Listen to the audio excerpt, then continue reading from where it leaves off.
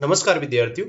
हमारा भारतीय इतिहास पर हस्तलिखित जो नोट्स की सीरीज चल रही थी उसमें आज हमारा जो टॉपिक होगा वो होगा सिंधु घाटी सभ्यता का जो पार्ट 5 है वो होने वाला है। अगर आपने इससे पहले के वीडियो नहीं देखे हैं तो आप डिस्क्रिप्शन बॉक्स में जाइए और वहां पर आपको पूरी प्लेलिस्ट मिल जाएगी और पहले उन वीडियो को तो स्टार्ट करते हैं बिना किसी देर के। हमारा जो नगर चल रहा था, सिंधु घाटी सभ्यता में नगर चल रहे थे और हम लोगों ने कुछ नगर्स कर लिए थे। अब जो नगर जो आएगा इस वीडियो में वो है हमारे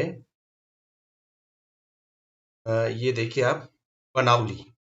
बनावली जो है उसके बारे में आज हम बात करेंगे। देखिए, सबसे पहले मैं बात करूं बनावली का जो उत्खनन है वो किसके द्वारा किया गया। तो जो उत्खनन है वो आर एस बिस्ट के द्वारा किया गया था, या जो खोज है वो किसके द्वारा की गई, आर एस बिस्ट के द्वारा की गई थी 1973-74 में। ठीक है। अगर बात करूं किस जगह पर ये है तो ये जो स्थान है ये है हरियाणा में, हिसार हरियाणा में ये स्थित है। अगर बात करूं नदी की तो ये रंगोई नदी है। ये सरस्वती जो नदी थी उसकी सहायक नदी हुआ करती थी। अब वर्तमान में जो सरस्वती नदी है वो तो क्या हो गई, लुप्त हो गई। तो बात करेंगे इस यहाँ से जो हमें पुरा वस्तुएं जो मिली है उसके बारे में। तो देखिए, जो पुरा वस्तुएं या जो यहाँ से अवशेष जो हमें प्राप्त हुए, अवशेष जो हमें प्राप्त हुए उनके बारे में हम बात करेंगे। तो जो यहाँ से जो मेन मेन चीजें हैं वो है, एक तो मिट्टी का जो बना हल यहाँ से हमें मिला है, मिट्टी का हल बना मिला है। अच्छी किस्म का जो मिला है, अच्छी किस्म का हमें यहाँ से जो मिला है। इसके अलावा जल निकास प्रणाली का यहाँ पे अभाव था। देखो, जो सिंधु घाटी सभ्यता की जो सबसे महत्वपूर्ण जो अगर बात करें हम जल निकास प्रणाली की, नालियों की, तो जल निकास प्रणाली का यहाँ पर अभाव था। याद रखना, जल निकास प्रणाली का अभाव। प्राक हड़प्पा, हड़प्पा और उत्तर हड़प्पा तीनों जो टाइम है उसका यहाँ से हमें प्रमाण मिलता है। हड़प्पा, प्राक हड़प्पा क्या होता है, मतलब जो हड़प्पा काल है ना, हड़प्पा का टाइम पीरियड हमने देखा, जैसे एनसीईआरटी की बात कर ले हम, एनसीईआरटी के अनुसार तो 26 से 1900 बीसी, तो ये हड़प्पा टाइम हो गया। मतलब इससे पहले के, मतलब 2700 या 3000 वर्ष पुराने भी हमें यहाँ से मिले हैं। जो 3000 से पहले का, जो 2600 से पहले के होंगे उन्हें हम प्राक हड़प्पा के अंदर लेंगे। और जो हड़प्पा कालीन आई गया इसके बीच, और उत्तर हड़प्पा कालीन मतलब 1900 से बाद के भी जो, जैसे 1600 ईस्वी का हमारे को कोई अवशेष मिल गया तो वो होगा उत्तर हड़प्पा कालीन। तो यहाँ से हमें तीनों के प्रमाण मिलते हैं। ठीक है। और एक बात ये देखिए, यहाँ पर जो हमने देखा कि जो हड़प्पा जो काल था उसमें हमें जो सड़कें थी वो हमेशा समकोण पर काटती थी। सड़कें इस तरीके से समकोण पर काटा करती थी, लेकिन यहाँ पर हमें जो सड़कें हैं वो समकोण पर काटती हुई नजर नहीं आई। तब यहाँ पर हमेशा जो सड़कें थी वो समकोण पर नहीं काटती।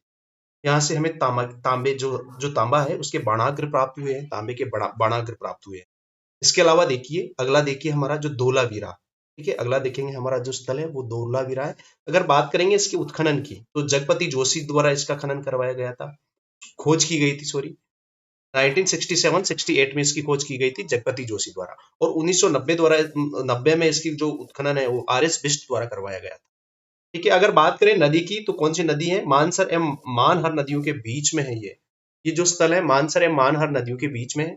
और ये जो जगह है वो है कच्छ गुजरात में। कहाँ पे है, कच्छ गुजरात में। अगर शाब्दिक अर्थ की बात करें, इसका जो शाब्दिक अर्थ होता है वो धोला का, जो शाब्दिक अर्थ होता है वो सफेद, और वीरा का मतलब होता है कुआं।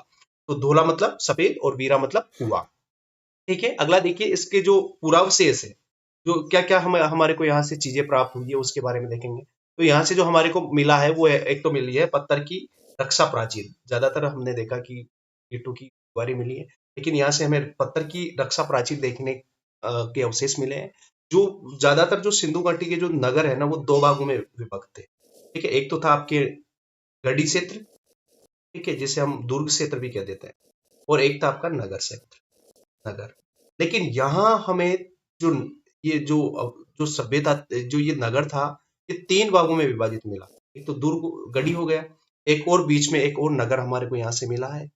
ठीक है। तो याद रखना, तीन भागों में विभाजित था, जबकि बाकी अधिकतर जो जो सिंधु घाटी सभ्यता के जो नगर थे वो दो भागों में विभाजित थे। ठीक है। हमें यहाँ से बांध के साक्ष्य, प्राचीन साक्ष्य मिले हैं, बांध के प्राचीन साक्ष्य मिले हैं। प्राचीनतम स्टेडियम, यहाँ से हमें स्टेडियम के साक्ष्य मिले हैं, स्टेडियम के। ठीक है। नाम पट्टी का अभिलेख मिला है, यहाँ से हमें नाम पट्टी का अभिलेख मिला है, जिसे हम साइन बोर्ड भी कह सकते हैं। इसमें 10 वर्ण, मतलब एक तरीके से हड़प्पा लिपि का अभिलेख मिला है। ठीक है। तो अगला देखिए, रोपड़ नदी कौन सी है? सतलज नदी के किनारे। कहाँ पे स्थित है? पंजाब, भारत में स्थित है। उत्खनन और जो खोजकर्ता थे बीबी लाल ने 1950 में, और यज्ञदत्त जो शर्मा थे उन्होंने 1953 से 1956 के बीच इसकी खुदाई करवाई। अगर बात करें यहाँ से प्रमुख जो स्थल मिले हैं वो है मनुष्य के साथ पालतू कुत्ते के दफनाए जाने के हमें यहाँ से साक्ष्य मिलेंगे। इंपॉर्टेंट है, याद रखना। मनुष्य के साथ पालतू कुत्ते के दफनाए जाने के साक्ष्य हमें कहाँ से मिले हैं? है ना? हड़प्पा, कुषाणकालीन, गुप्तकालीन, मध्यकालीन, पीजीडब्ल्यू, एनबीपी के साक्ष्य मिले हैं। ठीक है, ये मृत भांड वगैरह हुआ करते थे, ये साक्ष्य हमारे यहाँ से मिले हैं। तो आज के लिए दोस्तों यहीं पर हम समाप्त करेंगे। अगर आपको अच्छा लगा है तो चैनल को लाइक, शेयर और सब्सक्राइब जरूर।